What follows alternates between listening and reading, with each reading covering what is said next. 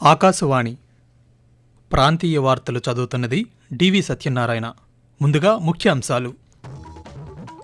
త్వరలో జరగనున్న ఒలింపిక్స్లో భారత క్రీడాకారులు పతకాలు తీసుకురావాలని ప్రధానమంత్రి నరేంద్ర మోదీ మన్ కీ బాత్ కార్యక్రమంలో ఆకాంక్షించారు. గిరిజనుల సహకారంతోనే అరకు కాఫీ ప్రపంచ ప్రసిద్ధి చెందిందని ప్రధానమంత్రి నరేంద్ర మోదీ పేర్కొన్నారు. రాష్ట్ర ప్రభుత్వం ఎన్టీఆర్ భరోసా పేరిట సామాజిక పెన్షన్లను రేపు ఉదయం నుంచి లబ్ధిదారులకు అందిస్తుందని మంత్రి కందుల దుర్గేష్ తెలిపారు.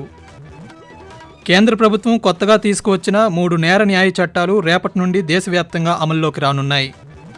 ఉపరితల ఆవర్తనం ప్రభావంతో రాష్ట్రంలోని పలు జిల్లాల్లో తేలికపాటి నుండి ఒక మోస్తరు వర్షాలు లేదా ఉరుములతో కూడిన జల్లులు కురిసే అవకాశం ఉందని అమరావతిలోని భారత వాతావరణ కేంద్రం తెలిపింది. వార్తల వివరాలు. క్రీడాకారులు పతకాలు తీసుకురావాలని యావత్ భారతదేశం ఎదురు చూస్తోందని ప్రధానమంత్రి నరేంద్ర మోదీ అన్నారు.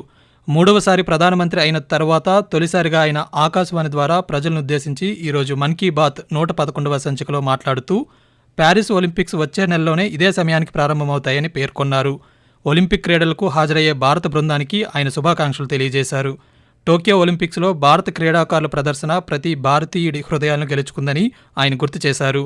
ప్యారిస్ ఒలింపిక్స్లో సైతం రాణించాలని ప్రధానమంత్రి ఆకాంక్షిస్తూ पेरिस ओलंपिक शुरू हो चुके होंगे। मैं भारतीय दल को ओलंपिक खेलों की बहुत बहुत शुभकामनाएं देता हूं। पेरिस ओलंपिक में आपको कुछ चीजें पहली बार देखने को मिलेगी। शूटिंग में हमारे खिलाड़ियों की प्रतिभा निखर कर सामने आ रही है। टेबल टेनिस में मैन और विमेन दोनों टीमें क्वालिफाई कर चुकी हैं। भारतीय शॉटगन टीम में हमारी शूटर बेटियां भी शामिल है। इस बार कुश्ती और घुड़सवारी में हमारे दल के खिलाड़ी उन कैटेगरीज में भी कम्पीट करेंगे जिनमें पहले वे कभी शामिल नहीं रहे। कि इस बार हमें खेलों में अलग लेवल का रोमांच नजर आएगा। इन खेलों में मेडल्स भी जीतेंगे और देशवासियों का दिल भी जीतेंगे। ఇదిలా ఉండగా 10వ అంతర్జాతీయ యోగా దినోత్సవాన్ని యావత్ ప్రపంచం ఉత్సాహంగా జరుపుకుందని ప్రధానమంత్రి అన్నారు. అల్ హనూఫ్ సాద్ అనే మహిళ సౌదీ అరేబియాలో మొట్టమొదటిసారిగా కామన్ యోగా ప్రోటోకాల్కు నాయకత్వం వహించిందని ప్రధానమంత్రి గుర్తు చేశారు. ఈజిప్ట్లో యోగా దినోత్సవం సందర్భంగా ఫోటో కాంపిటీషన్ నిర్వహించారని ప్రధానమంత్రి అన్నారు. గత దశాబ్ద కాలంలో దేశంలో అటవీ విస్తీర్ణం బాగా విస్తరించిందని ప్రధానమంత్రి నరేంద్ర మోదీ తెలిపారు. ఈరోజు ఆకాశవాణి ద్వారా మన్ కీ బాత్ కార్యక్రమంలో ఆయన మాట్లాడుతూ అమృత్ మహోత్సవ్ సందర్భంగా దేశవ్యాప్తంగా 60,000కు పైగా అమృత్ సరోవర్లను రూపొందించినట్లుగా పేర్కొన్నారు.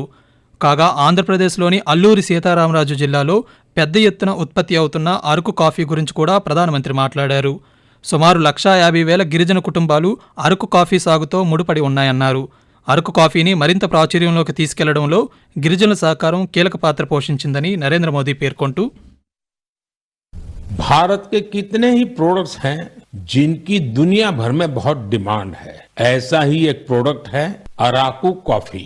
आंध्र प्रदेश के अल्लूरी सीताराम राजू जिले में बड़ी मात्रा में पैदा होती है। अराकू कॉफी की खेती से करीब 1.5 लाख आदिवासी परिवार जुड़े हुए हैं। अराकू कॉफी को नई ऊंचाई देने में गिरिजन कोऑपरेटिव की बहुत बड़ी भूमिका रही है। इन किसानों की कमाई भी बहुत बढ़ गई है। इसका बहुत लाभ कोंडा डोरा आदिवासी समुदाय को भी मिला है। एक बार विशाखापत्तनम में आंध्र प्रदेश के मुख्यमंत्री चंद्रबाबू नायडू गारू के साथ मुझे कॉफी का स्वाद लेने का मौका मिला था. కాగా ఆకాశవాణి సంస్కృత బులెటిన్ నేటితో 50 సంవత్సరాలు పూర్తి చేసుకున్న సందర్భంగా ఆకాశవాణి కుటుంబాన్ని ప్రధానమంత్రి అభినందించారు. మరో వారం రోజుల్లో పూరీలో రథయాత్ర ప్రారంభం కానుందని, జగన్నాథుడి ఆశీస్సులు దేశ ప్రజలపై ఎల్లప్పుడూ ఉండాలని ఆకాంక్షించారు. అదేవిధంగా అమర్నాథ్ యాత్ర, పండరీపూర్ వారి గురించి ప్రస్తావించి ఈ యాత్రలో పాల్గొనే భక్తులందరికీ శుభాకాంక్షలు తెలియజేశారు. ఆకాశవాణి ప్రాంతీయ వార్తలు వింటున్నారు. రాష్ట్ర ప్రభుత్వం పెంచిన మొత్తంతో కలుపుకొని జూలై 1వ తేదీన ఎన్టీఆర్ భరోసా పెన్షన్ లబ్ధిదారులకు సామాజిక పెన్షన్లు అందజేస్తోందని రాష్ట్ర పర్యాటక సాంస్కృతిక శాఖ మంత్రి కందుల దుర్గేష్ తెలిపారు. ఉమ్మడి తూర్పుగోదావరి జిల్లాలోని నిడదవోలు పట్టణంలో ఈరోజు పాత్రికేయులతో మంత్రి మాట్లాడుతూ అన్ని రకాల పెన్షన్లు జూలై 1వ తేదీనే 100% అందించే విధంగా చర్యలు చేపట్టామన్నారు. కాగా ముఖ్యమంత్రి నారా చంద్రబాబు నాయుడు ఎన్టీఆర్ జిల్లాలో పెన్షన్ పంపిణీ కార్యక్రమంలో పాల్గొంటారని, రాష్ట్ర ఉప ముఖ్యమంత్రి కొనిదెల పవన్ కళ్యాణ్ పిఠాపురం నియోజకవర్గం గొల్లప్రోలు గ్రామంలో పెన్షన్ పంపిణీ కార్యక్రమంలో పాల్గొంటారని మంత్రి వెల్లడించారు. కేంద్ర ప్రభుత్వం కొత్తగా తీసుకువచ్చిన 3 నేర న్యాయ చట్టాలు రేపటి నుండి దేశవ్యాప్తంగా అమల్లోకి రానున్నాయి. భారతీయ న్యాయ సంహిత, భారతీయ నాగరిక సురక్ష సంహిత, భారతీయ సాక్ష్య అధినియం అనే ఈ నేర చట్టాల్ని అమలు చేయడానికి అవసరమైన సాంకేతిక పరిజ్ఞానం అందుబాటులోకి తీసుకువచ్చినట్లుగా కేంద్ర ప్రభుత్వ అధికార వర్గాలు తెలిపాయి. కాగా గత ఏడాది శీతాకాల సమావేశాల్లో ఈ 3 బిల్లుల్ని పార్లమెంట్ ఆమోదించింది. ఈ చట్టాల అమలు ద్వారా సమర్థవంతమైన, సత్వరమైన న్యాయ వ్యవస్థను ప్రజలకు అందించడమే కేంద్ర ప్రభుత్వ లక్ష్యం. కాగా కొత్త నేర చట్టాల్లో ఆన్లైన్లోనే ఫిర్యాదులు చేయడంతో పాటు తమకు దగ్గరలోని ఏదైనా పోలీస్ స్టేషన్లో ఎఫ్ఐఆర్ దాఖలు చేయడం, ఎఫ్ఐఆర్ యొక్క ఉచిత కాపీని పొందడం వంటి సంస్కరణలను తీసుకుని వచ్చారు. నూతన ఆర్మీ చీఫ్గా లెఫ్టినెంట్ జనరల్ ఉపేంద్ర ద్వివేది ఈరోజు పదవీ బాధ్యతలు స్వీకరించారు. ఆర్మీ చీఫ్గా పదవీ విరమణ చేసిన జనరల్ మనోజ్ పాండే స్థానంలో ద్వివేది నియమితులయ్యారు. ద్వివేది 1984లో జమ్మూ కాశ్మీర్ రైఫిల్స్లో చేరడం ద్వారా సైన్యంలో తన సేవలను ప్రారంభించారు. నార్థర్న్ ఆర్మీ కమాండర్గా ఆయన సుదీర్ఘకాలం పాటు పనిచేశారు.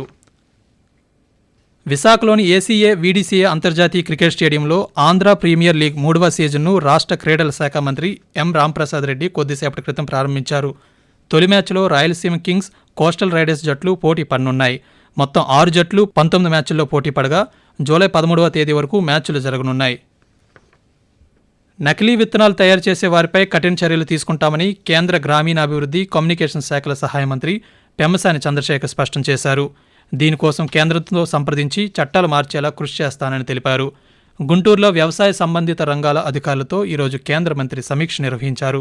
అనంతరం పాత్రికేయులతో మాట్లాడుతూ రాష్ట్రంలోని రైతులు వరి, మినప, పత్తి వంటి పంటలతో పాటు పామాయిల్ వంటి పంటలు కూడా వేసేలా ప్రోత్సహిస్తున్నామని తెలిపారు. కేంద్రం పామాయిల్ వంటి పంటలకు అనేక రాయితీలు అందిస్తోందని, వీటిని రాష్ట్రంలోని రైతులు సద్వినియోగం చేసుకోవాలని కోరారు. పోలవరం ప్రాజెక్టును అంతర్జాతీయ నిపుణుల బృందం ఈరోజు పరిశీలించింది. అమెరికా, కెనడా నుంచి వచ్చిన 4 నిపుణుల బృందం ప్రాజెక్టు వద్దకు చేరుకుని అక్కడి పరిసరాలను పరిశీలించి అధికారులతో మాట్లాడింది. కాఫర్ డ్యాంతో పాటు ఇతర పనుల తీరును నిపుణులు పరిశీలించారు. అలాగే పోలవరం ప్రాజెక్టు స్పిల్వే చేరుకుని ప్రాజెక్టు వ్యూ పాయింట్ పై నుండి ప్రాజెక్టును పరిశీలించారు. ఇంజనీరింగ్ అధికారులు సంబంధిత వివరాలు విదేశీ నిపుణుల బృందానికి తెలియజేశారు. కాగా ఈ రోజు నుంచి 4 రోజుల పాటు అంతర్జాతీయ నిపుణుల బృందం పోలవరం ప్రాజెక్టును పరిశీలించనుంది.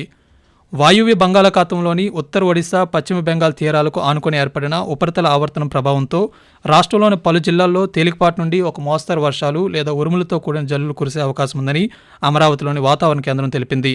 అదేవిధంగా భారీ వర్షాలు 1 లేదా 2 చోట్ల కురిసే అవకాశం ఉందని, ఉరుములతో కూడిన మెరుపులు 1 లేదా 2 చోట్ల సంభవించే అవకాశం ఉందని వాతావరణ శాఖ హెచ్చరించింది. ఆకాశవాణి ప్రాంతీయ వార్తలు ముగించే ముందు ముఖ్యాంశాలు మరోసారి. త్వరలో జరగనున్న ఒలింపిక్స్లో భారత క్రీడాకారులు పతకాలు తీసుకురావాలని ప్రధానమంత్రి నరేంద్ర మోదీ మన్ కీ బాత్ కార్యక్రమంలో ఆకాంక్షించారు. గిరిజనుల సహకారంతోనే అరకు కాఫీ ప్రపంచ ప్రసిద్ధిగాంచిందని ప్రధానమంత్రి నరేంద్ర మోదీ పేర్కొన్నారు. రాష్ట్ర ప్రభుత్వం ఎన్టీఆర్ భరోసా పేరిట సామాజిక పెన్షన్లను రేపు ఉదయం నుంచి లబ్ధిదారులకు అందిస్తుందని మంత్రి కందుల దుర్గేష్ తెలిపారు. కేంద్ర ప్రభుత్వం కొత్తగా తీసుకువచ్చిన 3 నేర న్యాయ చట్టాలు రేపటి నుండి దేశవ్యాప్తంగా అమల్లోకి రానున్నాయి. ఆకాశవాణి ప్రాంతీయ వార్తలు ఇంతటితో సమాప్తం.